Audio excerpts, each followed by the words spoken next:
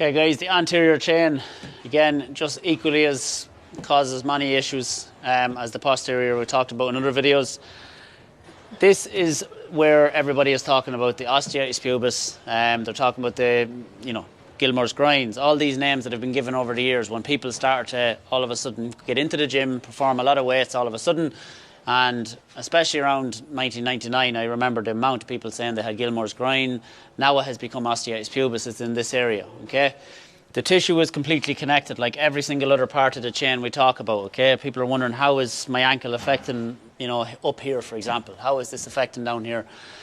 The serratus anterior and everything that's coming across has got to do with the amount of rotation you have, okay?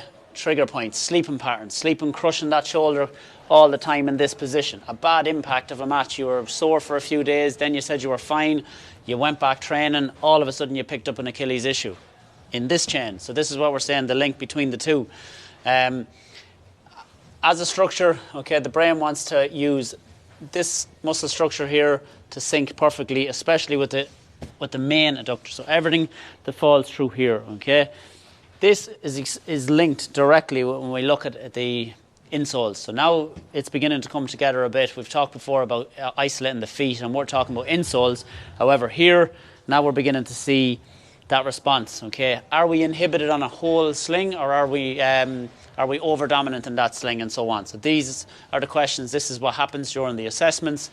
When we look at you for 2 minutes, we're able to stand in front saying, don't tell me too much at the minute.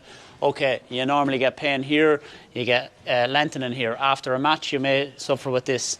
You possibly had shin splints in the past, and so on. We can go through all of these chains with just 2 pictures, or even 3 pictures of the walking gait, whatever it is, and we're able to tell you, as I said, a lot of this information. And that is what people have found most impressive when they've came to the clinic, that we can provide all of this information by just watching somebody walk.